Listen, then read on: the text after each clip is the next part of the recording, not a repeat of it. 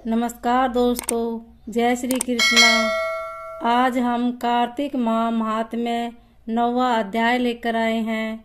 अध्याय सुनने के बाद आप हमारे चैनल को सब्सक्राइब करें, बेल आइकन को प्रेस करें ताकि हमारी वीडियो की नोटिफिकेशन सबसे पहले आप तक पहुंचे। वीडियो को लाइक और शेयर जरूर करें। जो पढ़े सुनेगा इसे वह होगा भव से पार।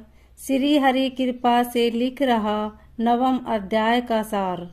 राजा पृथु ने कहा, हे मुनि श्रेष्ठ नारद जी, आपने कार्तिक माह में व्रत में जो तुलसी की जड़ में भगवान विष्णु का निवास बताकर उस स्थान की मिट्टी की पूजा करना बतलाया है। अतः मैं श्री तुलसी जी के महात्म्य को सुनना चाहता हूँ। तुलसी जी कहाँ और किस प्रकार उत्पन्न हुई, यह बताने की कृपा करें। नारद जी बोले, राजन, अब आप तुलसी जी की महत्ता तथा उनके जन्म का प्राचीन इतिहास ध्यान पूर्वक सुनिए। एक बार देवगुरु बृहस्पति और देवराज इंद्र भगवान शंकर का दर्शन करने कैलाश पर्वत की ओर चले। तब भगवान शंकर ने अपने भक्तों की परीक्षा लेने के लिए जटाधारी दिगंबर का रूप धारण कर उन दोनों के मार्ग में अवरोध उत्पन्न किया।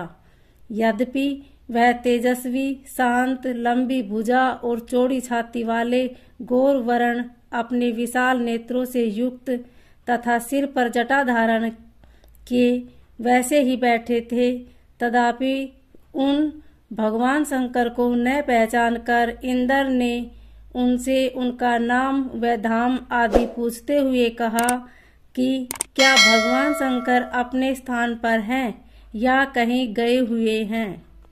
इस पर तपस्वी रूप धारण किए भगवान शिव कुछ नहीं बोले। इंद्र को अपने त्रिलोकीनाथ होने का गर्व था।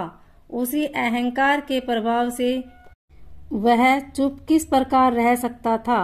उसने क्रोधित होते हुए उस तपस्वी को ढूंढकर कहा, अरे, मैंने तुझसे कुछ पूछा है और तू उसका उत्तर भी नहीं देता। मैं अभी तुझ पर वज्र का प्रहार करता हूँ, फिर देखता हूँ कि कौन तुझ दुर्मति की रक्षा करता है। इस प्रकार कहकर जैसे ही इंद्र ने उस जटाधारी दिगंबर को मारने के लिए हाथ में वज्र लिया, वैसे ही भगवान शिव ने वज्र सहित इंद्र का हाथ स्तंभित कर दिया और विकराल नेत्र कर उसे देखा। उस समय ऐसा प्रतीत हो रहा था कि वह प्रज्वलित हो उठा है और वह अपने तेज से जला देगा।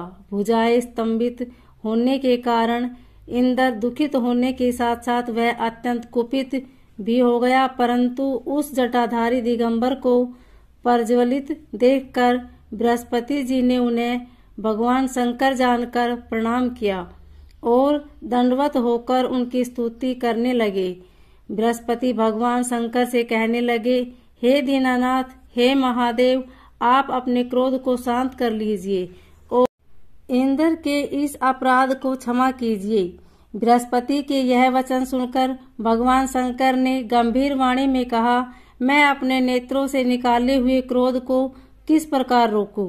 तब बृहस्पति ने कहा, भगवान, आप अपना भक्त वत्सल्य नाम सार्थक करते हुए अपने भक्तों पर दया कीजिए।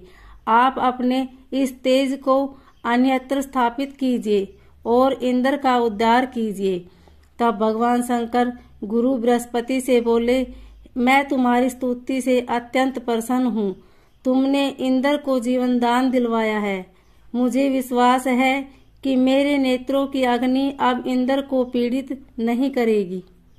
बृहस्पति से इस प्रकार कहकर भगवान शिव ने अपने मस्तक से निकाले हुए अग्नि में तेज को अपने हाथों में ले लिया और फिर उसे क्षीर सागर में डाल दिया। तत्पश्चात भगवान शंकर अंतर्ध्यान हो गए। इस प्रकार जिसको जो जानने की कामना थी उसे जानकर इंद्र तथा बृहस्पति अपने अपने स्थान को चले गए। बोलिए श्री विष्णु भगवान की जय।